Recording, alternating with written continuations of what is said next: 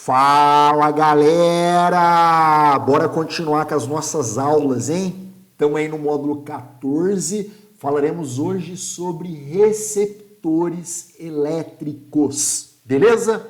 Vamos lá então, ó. Nós definimos, um receptor elétrico como sendo um aparelho que recebe energia elétrica, tá? E a transforma em algum outro tipo de energia não elétrica. Vamos dar um exemplo? A bateria do seu celular, quando está sendo carregada, ela recebe a energia elétrica e a transforma em energia não elétrica. Por exemplo, energia química, que está sendo usada futuramente para depois devolver essa energia elétrica. Tá? Outro exemplo, para ficar mais simples, um ventilador.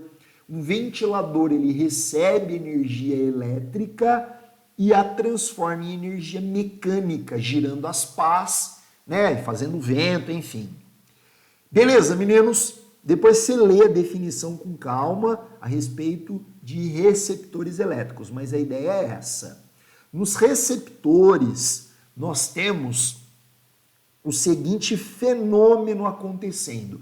Quando ele recebe uma energia elétrica, ele utiliza-se dessa energia elétrica e a transforma em uma energia não elétrica, que nós chamamos de energia útil.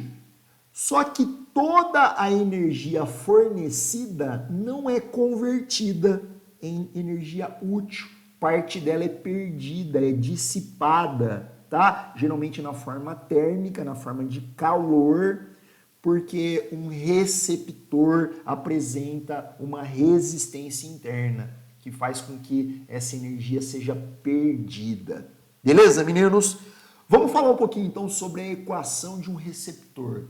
Ô Bortoli, mas esse desenho aí é o mesmo desenho que você mostrou pra gente quando falou de geradores. Sim, é muito parecido a ideia, porém a equação é diferente. O que nós temos agora num receptor? Força contra-eletromotriz. É a força que ele vai usar, a DDP que ele vai usar para realizar essa transformação. A equação, galera, ela é a força contra-eletromotriz somada com a DDP perdida a partir da resistência interna é o que o circuito está fornecendo. É o processo contrário de um gerador. Funciona assim, ó. Vamos supor que eu preciso, para um ventilador funcionar, fornecer a ele 16 volts.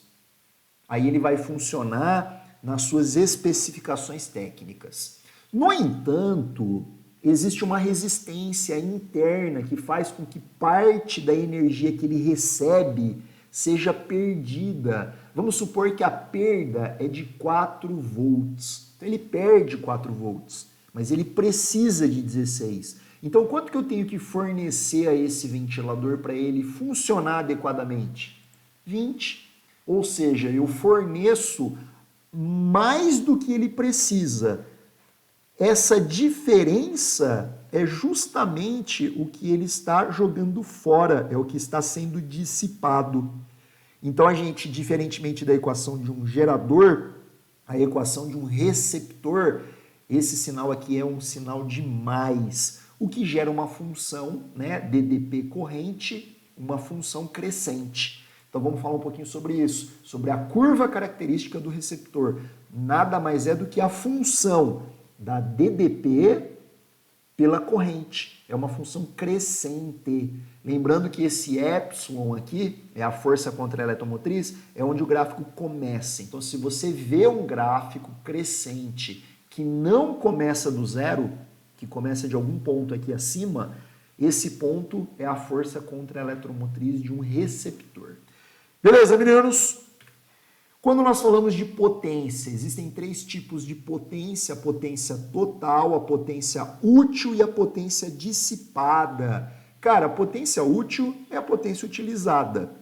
A potência dissipada é a potência perdida. Se eu somar a potência útil com a dissipada, eu tenho a potência total. Então, esta é uma relação importante quando nós estivermos falando de potência. Vamos relembrar, nós temos resistores, receptores e geradores.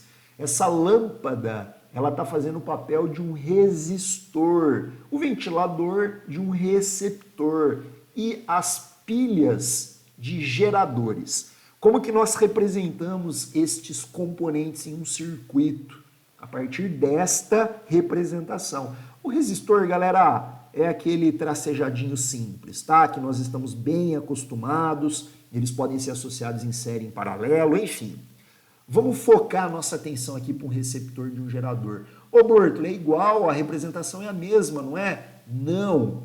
Note que no caso do receptor, esse traço maior, esse pauzinho maior aqui, ele está vindo primeiro. Então vamos dar um sentido para a corrente. A corrente está vindo da esquerda para a direita. Se a corrente encontrar primeiramente o pauzinho maior, o positivo, e ir em direção ao pauzinho menor, o negativo, nós temos um receptor. Se a corrente encontrar primeiramente um pauzinho menor e ir em direção ao pauzinho maior, nós temos um gerador. É assim que a gente diferencia um do outro. Beleza, meninos? Mais para frente a gente vai ter circuitos onde aparecerão receptores, geradores e resistores e você vai ter que identificar se é um resistor, se é um receptor, se é um gerador e é assim que nós fazemos para poder identificá-los. Bora fazer um exercício aqui. Um eletricista mede a resistência interna de um motor. O que é um motor? Um motor é um receptor. Resistência interna, já anotei aqui, 20 ohms.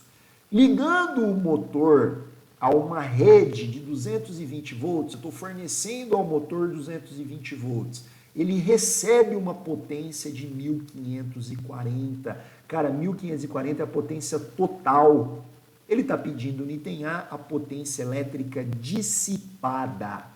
Então, primeiramente, eu vou pegar a potência total e vou calcular quanto de corrente está passando neste receptor. E, para tanto, eu faço π, fórmula da potência, π. O U total vai ser substituído aqui a 220, a potência total vai ser substituída aqui, 1540, passo 220 dividindo, a corrente vai ser 7 amperes. Mas ele está pedindo a potência elétrica dissipada. E aí eu pergunto para vocês, quem é o responsável por dissipar energia em um receptor? É a resistência interna. É ela quem dissipa energia. Então vamos fazer o cálculo da potência dissipada utilizando-se da resistência interna. E para tanto a gente vai usar a fórmula do π quadrado, uma vez que eu tenho a corrente e a resistência interna é a responsável pela dissipação. Substitui aí 20, a resistência interna 7 ao quadrado, né? É a corrente. Fazendo essa continha, nós chegamos em 980 watts de potência dissipada. Veja, ele usa 1540 watts. Ele recebe 1540 watts, mas ele perde 980. A eficiência é bem baixa desse motor. Agora ele pede a força contra-eletromotriz, o epsilon, é só recorrer à equação de gerador, U é igual a epsilon mais RI, nós temos o U, 220, nós temos o R e o I, multiplicando 20 por 7 dá 140, passa subtraindo, o epsilon é de 80 volts. E no item C, ele quer o rendimento do motor. Galera, o rendimento pode ser calculado de duas diferentes formas, a partir das potências, né? Ou a partir das DDPs. E eu prefiro calcular a partir das DDPs. Nós temos a força contra-eletromotriz e nós temos a DDP total fornecida por esse motor. Pensa comigo, eu forneço 220 volts para o motor, mas ele só consegue utilizar 80. E cadê esse restante? A resistência interna está perdendo. Então é só dividir um pelo outro. A gente calcula a eficiência. Ao dividir 80 por 220, nós chegamos em 0,36, né? Que corresponde a 36% de eficiência. Segue aí tarefinha para o lar. Galera, eu fiz um exercício só desse módulo, mas na próxima aula a gente vai corrigir mais alguns. Eu queria que você tentasse fazer os exercícios e me perguntasse, beleza? Se tiver alguma dúvida, aí eu resolvo para vocês os especificados aí. Valeu, meninos! Tchau, gente!